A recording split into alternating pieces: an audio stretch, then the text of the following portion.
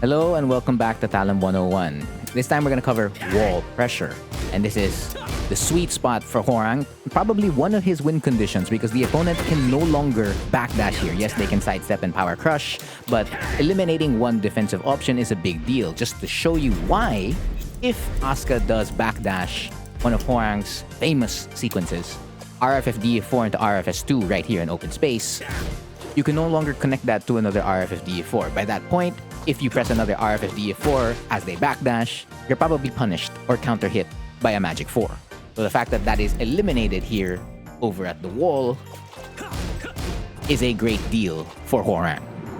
So the first sequence we're going to cover for Hwoarang's wall pressure is RFF DF+4 into RFS 2. This is a very important sequence to Hwoarang because by doing RFS 2, he's allowed to loop RFF DF+4 again, and RFF DF+4, for as long as you hold any direction, will allow it to loop back into RFS 2. And well, you know the rest at that point. You just keep looping this until your opponent does something. And if they press something too slow or they don't press a power crush, then they lose a lot of HP. You're walking around the ballpark of 79 damage to 89 damage. That's a lot of HP. And then you still have like Okizeme on top of that, so it's very, very strong. Now, you are still playing at +5, so if your opponent does decide to power crush in this instance, you need to start relying on your highs and lows. And you're going to do a lot of highs and lows, and you're going to have to throw out an occasional mid here and there, and that's going to put you out of RFF. But for as long as you remain in RFF and you got the read in this power crush, then you put your opponent in a,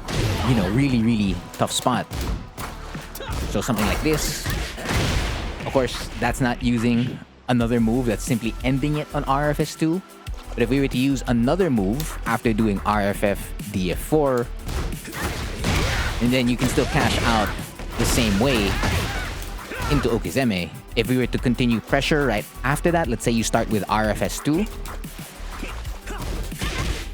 Because you don't have to keep looping it back to RFF DF+4. The issue is if you loop it back to RFF DF+4, then that's when the power crush can beat you. That's what I mean by relying on your highs and lows in this instance. The moment you do one loop, so let's say after 2 hits, after you do one loop, think about down 3-4, think about down back 4, think about any of your RFF jabs, and then even entertain a throw here and there. Of course, if you don't want to do jackknife to take away the wall positioning, just do up forward 1+2 to keep some sidewall pressure. And if you still really, really need to check with a mid after doing RFS 2 or one loop of RFF DF+4 to RFS 2, you're gonna have to entertain DF+1 because DF+1 will keep you safe against power crushes at the +5 scenario. So if you throw that out here, you can get a free punish and extra damage into Okizeme.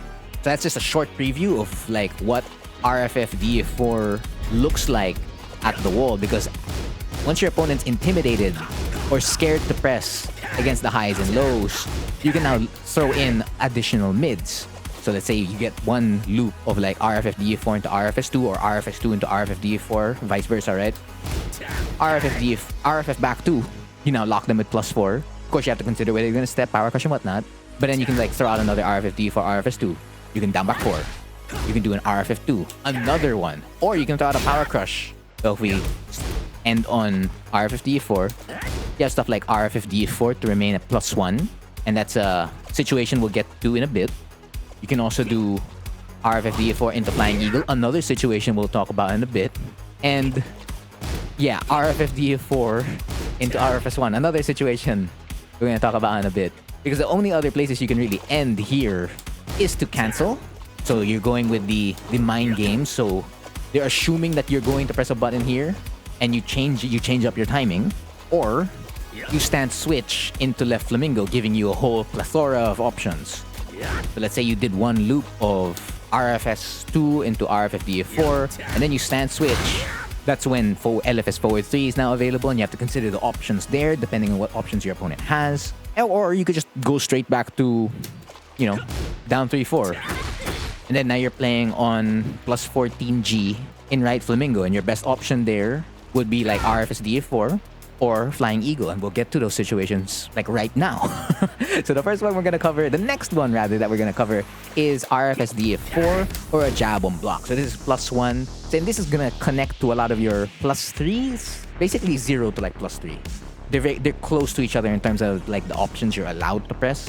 And the first thing you want to do if you end your RFF DF+4 or RFS2 situation on RFS DF+4 or a jab is to do 2 forward 3, because you are +1 in this situation, and for as long as the second jab, the 2 jab, does not whiff here, you can cash out big time, for as long as they don't do a move that high crushes. So if we tell Asuka here to just simply stand after a stand block, and we do RFS DF+4, you notice how you can connect it back to RFF DF+4 right away here? That's because I did RFF back too. You could opt to like go for down 3-4, JFSR, running 3 and whatnot here in this situation, but if you want to keep bringing it back to RFF DF+4 because you want that sweet counter hit, that's a really good idea. It's the same thing with a jab. Just check them with it. So let's assume that they block the jab, right? And then they get hit by 2 forward 3. Done deal. Back into RFF. You have all the 50-50 options. You have down back 4, down 3-4, yada yada yada. So that's if it's on block. That's kind of like what you're really looking for, because you can also opt for 2F4, and if 2F4 connects, then you get a wall splat and you get extra damage to boot. Same thing is gonna happen if you do it off a jab. So you're really just trying to maximize that +1 frame trap of yours. Like, I'm faster than you by 1 frame. You're really just trying to squeeze that out, because you want your opponent to start thinking, okay, they're going to, they're gonna use their frames. So one defensive option the opponent could do, besides of course sidesteps and power crush, is to use a really quick move. And if you do something like RFF DF+4 and then they do that, for as long as you did back 3 there instead of DF2, then that's gonna be a really good punish for you.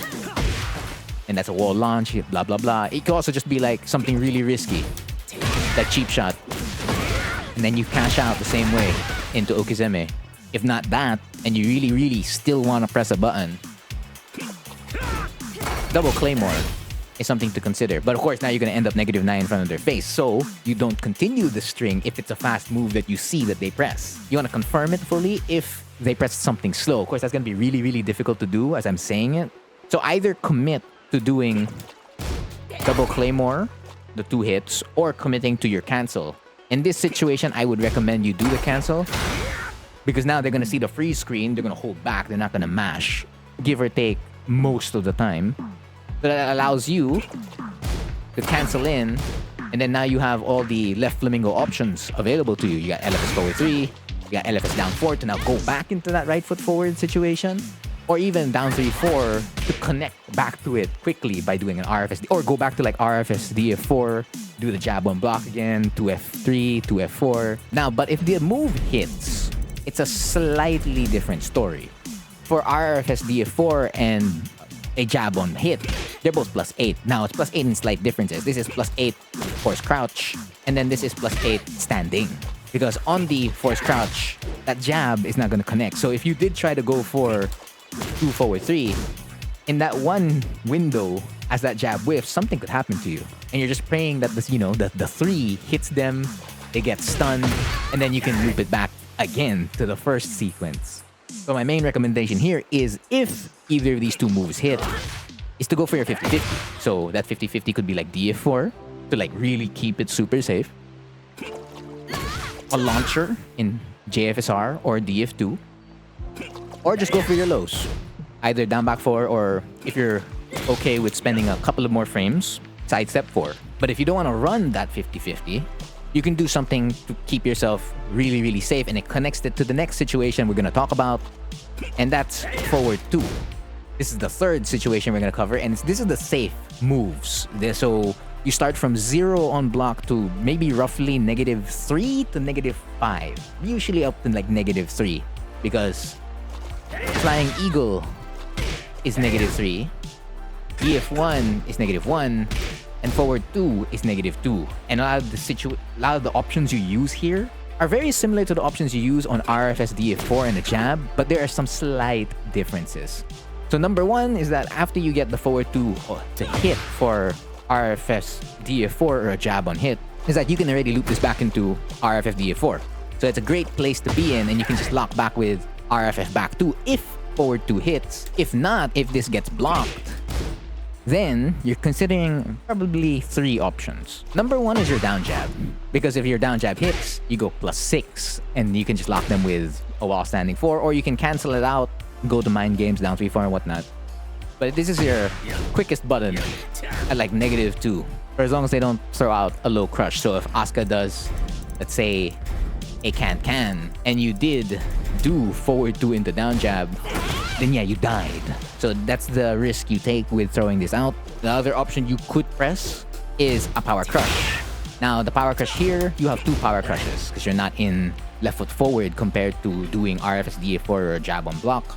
So you have access to the weaker double claymore. This has no tracking. So remember, double claymore does track towards sidestep right, but its RFF version will not cover that at all. So even if you're here, if they step, you're in danger. So the only way to cover that is to use another power crush, and that is backlash. Of course, this is a little bit on the slower end, but you're going to rely on the fact that it is an armored move, and the opponent's thinking about your first 2 sequences already and all the options that get connected to it and how they intermingle with one another. Then after that, you can throw out an evasive move.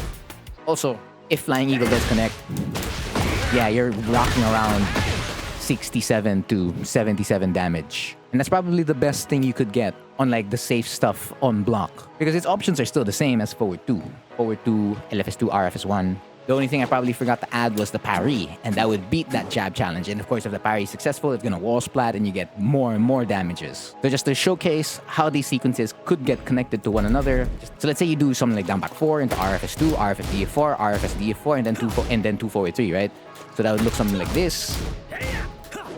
And that could be a pretty good wall pressure sequence, because flappy or right parabellum kicks would be on the opponent's mind. So let's say they don't step here, which is like your best case scenario, that your opponent's not stepping here. And then the moment you're here, you're already checking them with the mid, and they can't step towards the right. They can only step towards the left. And then you just want to like remain super safe, and they're not going to press a button. You go +1, and then you go for a frame trap. Another sequence you can do is something like down 3-4 into RFS DF+4, DF3 forward, LFS down 4, RFS DF+4 into RFS 2. You see where this is going? This is why it's a mini guide. I can't cover all the potential wall pressure stuff you can do, because it's gonna change a lot with the matchups that you play against. So take note of which moves you did do, and try to be in right foot forward a lot of the time, because the more you remain in left foot forward and you're doing stuff like this, you just gotta remember you're not Shaheen. Isn't as threatening compared to on Hwoarang compared to, let's say, Shaheen or any of the more solid characters in the cast. You need to be here in right foot forward so that they know that you can wall splat them at 13 frames, and then you have more moves potentially cover for sidesteps and power crushes, and even potential rage art challenges. Because other stances can do it, like left flamingo with the double claymore cancel, and the fact that it has LFS 3-4, LFS 3-4, and even like LFS 1 to be at an advantage to go something safe to like DF1 or forward 2 again. But honestly, it does pale in comparison to RFF, and slightly to RFS, because RFS is heavily connected to right foot forward. The last thing I'll probably say for this mini guide is to minimize homing as much as possible. I'm not saying that you shouldn't press a homing move here at the wall, but you only do this if you have no clue on where the opponent is stepping. So let's say we go back to the sequences, right?